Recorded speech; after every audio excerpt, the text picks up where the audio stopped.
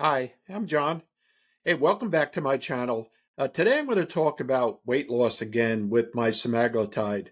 I was a little disappointed this week. I wasn't going to do a video like I had said last week. I was going to start doing them on a monthly basis. But this week has not been a good week. I actually gained some weight. The end of last week, I ended it at 224.6 pounds. And when I got on the scale this morning, I was 226.8 pounds. So that was a weight gain of 2.2 pounds. And I didn't do a thing different. See, that's the problem. I didn't do a thing different. So I'm going to go over, what I've learned this morning. I spent the morning researching everything that I thought I needed to research and get back to giving some advice and maybe taking some of these suggestions that I uncovered this morning and put them into my own routine. So again, thank you for subscribing to my channel in John's Universe. If you haven't subscribed already, I'd appreciate it if you would do so. And let's get on with it. I'm in the middle of a weight loss plateau. That's obvious. And I started weighing myself every day when I first started this journey. And I continued it, even though my doctor had suggested, don't weigh yourself every day. You're going to get disappointed. You're going to get discouraged. I said, look, I might be disappointed, but I'm never going to get discouraged because I've been through this before. He said, all right. When I got on the scale last week, I said, good God, I lost 10 and a half pounds. And then I started gaining weight very slowly, and I stayed consistent on one weight for a day or two, and then I gained again. So that wasn't good. And I knew I was in the midst of a weight loss plateau. Now, I injected my semaglutide, my second injection on the upper or the next level dose last night. And let me give you some of the results of how I feel first. Again, I reported every time I give myself that injection, the next morning or during the night, I have dry mouth. And it goes away after a couple of days. And I have these lozenges that dissolve in your mouth and make it more moist. And it feels better. I also noticed that I was probably shivering again. Now, I had mentioned that once before, and it could be the medication, or it could be that I don't drink enough water. So I immediately drank some water. I don't like to drink a lot of water before I go to bed because I'll be up half the night doing so. I remember I had fluid in my ankles one time, and the doctor gave me water pills to take. He said, whenever needed. And Dummy over here took one at, I don't know, 9 o'clock at night, not realizing it would keep me up every half hour on the hour to go to the bathroom. But I learned from my experience. All right, let's get back to the weight loss plateau. It can be frustrating. And believe me, I was disappointed, but I'm not discouraged and I'm not going to get up. From what I've read, it's normal. And it could last for a couple of days, a couple of weeks, for up to a couple of months.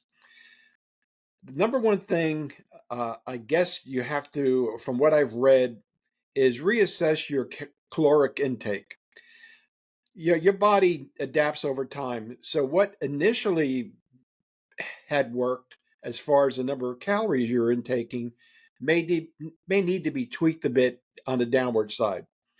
Try to reduce your caloric intake 100 to 200 calories, or adjusting uh, your protein, or lower your carbs. So you gotta massage this along. So what I had done was, I had originally planned for 2,000 calories a day, and I keep track of it every day. I try to keep track of it religiously, but there's always calories that creep up. You may assign something to say, hey, without knowing the absolute value of this meal, you may have assessed at 600. And in reality, it may be 650 calories, or maybe 550 or 575. You really don't know. And I'm not going to spend the time measuring everything out. I never did, and I never will. So it's probably an estimate. So what I've done was I've lowered my caloric intake, that I want to start. I did this yesterday to 1,900 calories a day, and I think that's doable.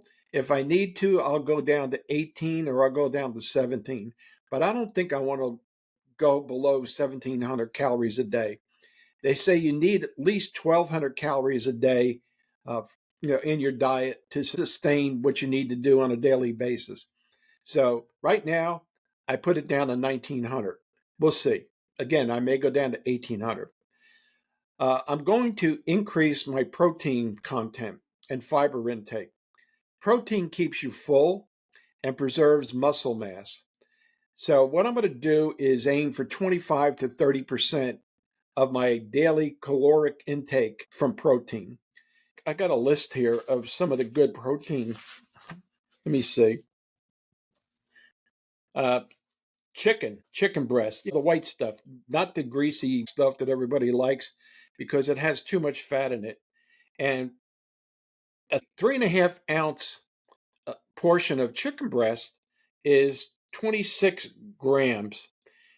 Turkey, again, the white meat, 27 grams. Eggs, 6 grams. Egg whites, let me see, almost 3.5 grams. Lean meat, 22 grams. Pork tenderloin, 22 grams. Fish, it depends what kind of fish you want, but there's 20 to 25 grams per 3.5 ounces. And shrimp has 20 grams per 3.5 ounces. I'm not going to eat shrimp. I like shrimp, but shrimp is high in cholesterol, and I'm trying to keep my cholesterol level down. I don't particularly like fish that much. I like tuna fish and I like salmon. So I'm going to concentrate on those two. Tilapia, I like, but if it's breaded, it's better. And you shouldn't be eating breaded fried fish. That's not good for you. Baked fish is probably better for you. So I'm going to stick with chicken and pork tenderloin and lean beef. Now, I like chicken. I'll eat chicken almost every day. However, I'm eating so much chicken that I'm going to start clucking soon or pulling feathers out of my butt. I don't want to keep doing that. So I'll eat as much chicken as I possibly can stomach. There's other ways to get protein into your system. Greek yogurt, cottage cheese, which is not bad. Cheese, regular cheese, mozzarella, cheddar, or Swiss, and cow's milk, high protein plant based milk like soy. That's good for you.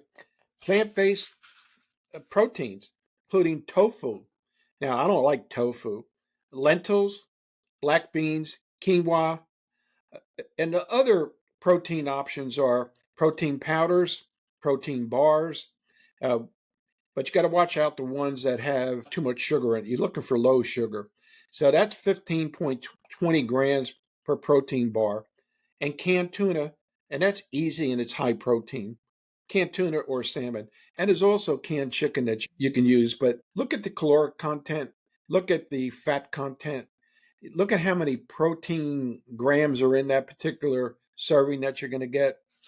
All right, so another thing that they talk about as far as breaking through the weight loss plateau is exercising. Now, I have started exercising a little bit, not much. I'm limited to what I can do because I have problems standing. I have problems not using my rollator for balance. Unlike those Fisher Price Weebles, I wobble and I've fallen a couple of times because it's just the way I am. I have neuropathy in my feet, and when your brain doesn't know what your feet are doing because you have neuropathy, you have very little control over it. So when I walk, I kind of look down and look to make sure my feet are going the right way and they're not stepping over one another or tripping over one another. So I got to be very careful with that. So what I'm going to do is get online, naturally, go online and find anything out and look for activities that I can do while sitting in a chair in my room. And I'll do everything that I possibly can, doing that. Uh, it said, this article said, shake up your activity level. If you're doing the same exercises, your body may have adapted. Try adding more NEAT, NEAT. That means non exercise activity thermogenesis. standing, fidgeting, walking more. Well, I could stand. I don't know how much weight that's going to lose or how much exercise I'm going to get out of it. It's just fidgeting. I mean, I could fidget all day long, but I can't walk like I'd like to. But we'll see. And that's what I'm going to try to do is get more active. Managing stress and sleep is another activity that would help with the weight loss plateau. High cortisol levels from stress can slow weight loss. Lack of sleep messes with human hormones, making you crave junk food. Aim for 7 to 9 hours a day. I try. Uh, I was getting less than 7 hours a day, and for the last couple of weeks, my sleep level has gone up a little bit. One day I actually slept almost 9 hours. So I'm trying, and believe me, it's a struggle because I'm usually up at 7:30 in the morning, ready to go. I got to get to bed earlier and go to sleep. That's really what I need to do. Another thing they caution you about is watch out for hidden calories. Sauces, dressings, and small bites add up quickly. I know when I'm at Costco, I have a tendency to hit the free samples. If they have this, they have that. I'll grab one and maybe I'll circle back and grab another one if I like it. They all add up to extra calories that I don't record. So either I'm going to eliminate those completely or record them so they get into my caloric intake for the day and I keep track of it. Liquid calories, cream and coffee, juices, alcohol can be sneaky culprits. Now, I don't drink anymore, so I don't have to worry about alcohol. I don't usually drink juices unless I'm sick, and then I'll have orange juice, and I'll cut it with a little bit of water just because I don't like straight orange juice anymore. But I do put cream in my coffee, and I put cream in my tea, and I use those little creamers. So normally in a cup of coffee, I might, in a big cup, the big what the hell is it? Yeti cups. I'll put a whole bunch of coffee in it. I'll put 3 Splenda in it, and I'll put 4 of those little creamers in it. Well, those little creamers add up. So I've been reducing it to only 3 creamers. I'm eliminating that one creamer, and hopefully that's going to help a little bit. Let's see. Try intermittent fasting or carb cycling. I'm not sure if I want to do that. If I do, I'll get back to it on another video. That's where you fast for like 8 hours and then you eat for whatever you want to eat for the next couple of hours and that kind of thing. I'm not sure if that's going to work well for me. From what I understand and from what the doctor told me, eat small meals a day. So if you say, for instance, for uh, mathematics sake, and it's easier, if you're on 1,800 calories a day, if you divide that into 4 increments, that's 450 calories per increment. So try to eat 450 at breakfast, maybe lunchtime, maybe late noon, and then at dinner. Try not to eat anything after 8 o'clock.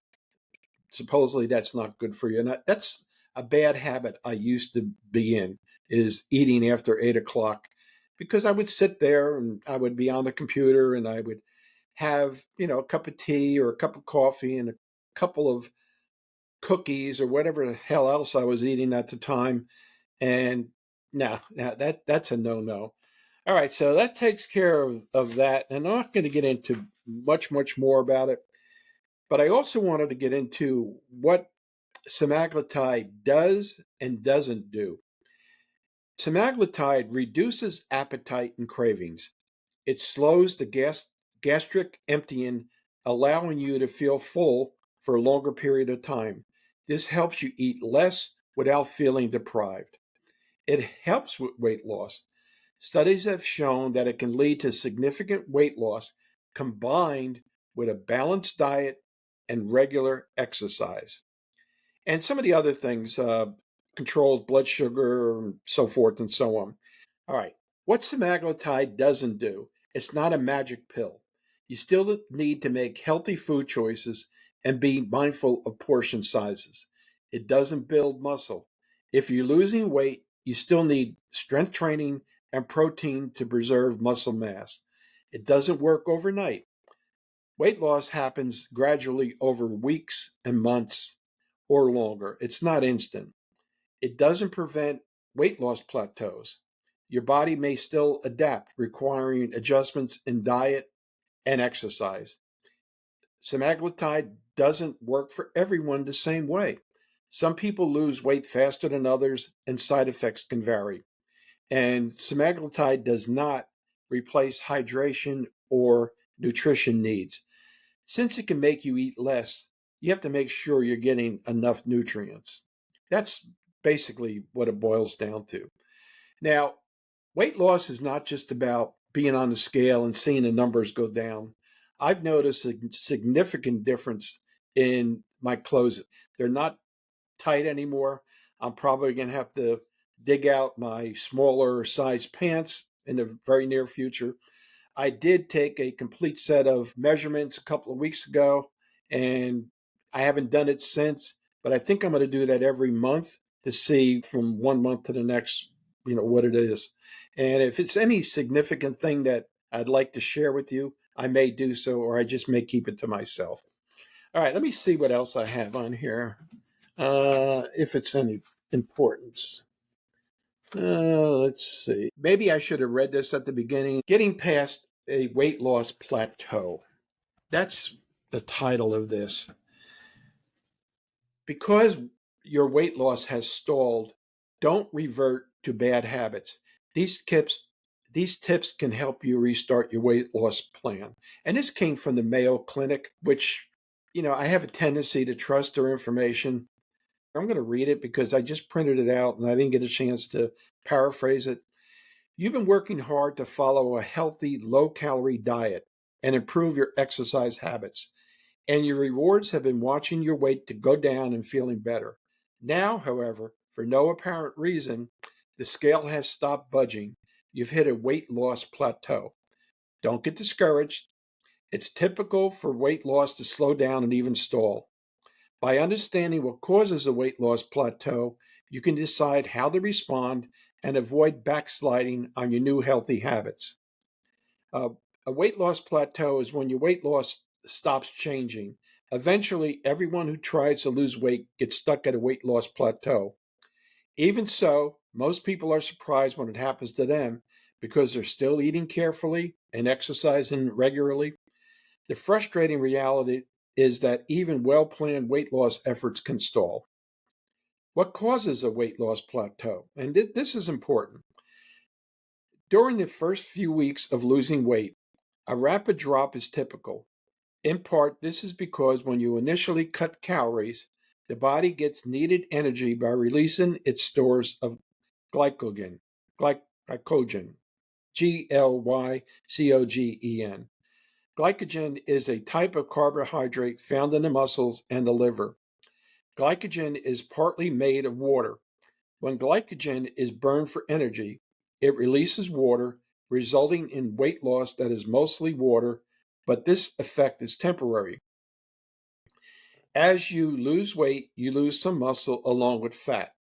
Muscle helps keep up the rate at which you burn calories. That's metabolism. So if you lose weight, your metabolism declines, causing you to burn fewer calories than you did at your heavier weight. It's understandable. Your slower metabolism will slow your weight loss, even if you eat the same number of calories that help you lose weight. When the calories you burn equal the calories you eat, you reach a plateau. To lose more weight, you need to either increase your physical activity or decrease the calories you eat. Using the same approach that initially worked may help maintain your weight loss, but it won't lead to further weight loss. Looking back at my situation, since I started gaining weight, uh, I probably kept my caloric intake the same or maybe increased it a bit. And that's what was causing the weight gain. So that's good information, and I'm going to put it into practice. Ergo, like I mentioned, I'm going to reduce my caloric intake by 100 calories from my projected of 2,000 a day down to 1900 a day. And if I need to, I'll go to 18 or 1700. I'm actually not hungry all the time. So the semaglutide is working. It's craving, it's curbing my appetite. It's making me feel fuller longer. And I no longer have some of the cravings that I have for some of the foods. And I got to get my water intake increased. There's no doubt about it because I just don't drink enough water. And it's something that I absolutely need to do, and I got to work on it. One of the things is eating berries and things that have a lot of water in it, like watermelon and those kind of things. So I just bought a whole container of strawberries at Costco yesterday. I'm going to cut them up, and I'm going to start using some at night for dinner or after dinner to so it'll give me an extra opportunity to have calories uh, later on when I need it after dinner. Not too late though, but it'll also help with my water intake. So that's it for today. If you leave in the comments any problems or any things that you can talk about that you want to discuss, some of the problems that you had, some of the weight loss plateaus that you've gone to or through, and what you've done to overcome them, I would appreciate that. I'm sure some of the other subscribers to the channel or whoever is going to listen to this video would be most appreciative of. So leave those comments. And if you haven't subscribed already and you're new to the channel, I'd appreciate it very much if you subscribe. Uh, right now, I'm at 180 something subscribers, and I'd like to get to 1,000 because I'd like to get monetized. I can always use the extra AdSense money, and that's my goal. That's my first goal. And my second goal is getting my watch hours up there. So if you like this video, give it a thumbs up. Hopefully you watched the video in its entirety and you got to the end over here, because the total number of watch hours contributes. If you watch, say, 15 minutes of the video, that 15 minutes goes to the total number of watch hours. However, if you just watch the first 4 or 5 minutes of it, 4 or 5 minutes is going to be attributed to watch hours. So thanks again for listening. I appreciate it. And I'll probably put an update next week again, because I've had some family members and some friends says, "Hey, why don't you just continue doing it on a weekly basis?" People are responding to it, so I think that's what I'm going to do. All right, thanks again, and you have a good day, and I'll talk to you soon. Bye bye.